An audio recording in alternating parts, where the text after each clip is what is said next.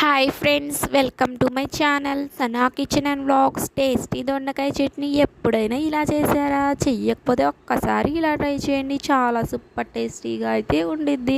ఫస్ట్గా అయితే నేను అరకిలో దొండకాయలను అయితే తీసుకున్నాను. తర్వాత 15 పచ్చిమిరపకాయలని తీసేసుకొని మొత్తం కడిగేసుకొని నేను ఇక్కడ చూపిస్తున్న విధంగా అయితే కట్ చేసుకోండి. ఒక టమాటో, ఒక ఆనియన్ కూడా తీసేసుకోండి. అన్నిటిని అయితే ఇప్పుడు మనం టేస్టీ దొండకాయ పచ్చడిని అయితే చేసేద్దాం పదండి మన రెసిపీలోకి.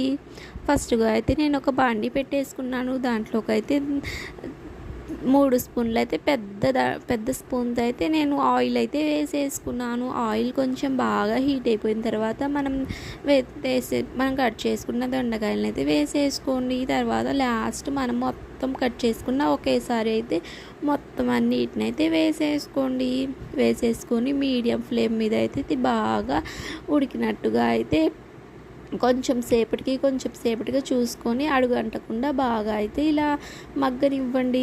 ఇలా మగ్గనిచ్చిన తర్వాత అయితే దీంట్లోకి చింతపండు, ఎల్లుల్లిపాయలు, ఉప్పు, జీలకర్ర అయితే కంపల్సరీ యాడ్ చేయండి. ఈ 4 అయితే దీంట్లోకి యాడ్ చేయండి. టేస్ట్ అయితే సూపర్గా ఉండిద్ది. తర్వాత అయితే సన్నగా కట్ చేసుకున్న కొత్తిమీర, కరివేపాకును కూడా యాడ్ చేయండి.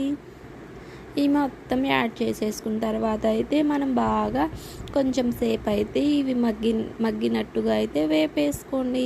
ఇలా అయిపోయిన తర్వాత అయితే ఇది అయిపోయింది. తర్వాత తీసుకెళ్ళి కొంచెం సేపు ఫ్యాన్ కింద పెట్టేయండి. ఇదంతా వేడి తగ్గిపోయిన తర్వాత అయితే మనం మిక్సీలో అయితే కొంచెంగా ఒక్క రౌండ్ తిప్పేసి ఆపేసి అలా కొంచెం బరకగా అయితే తిప్పేసుకోండి.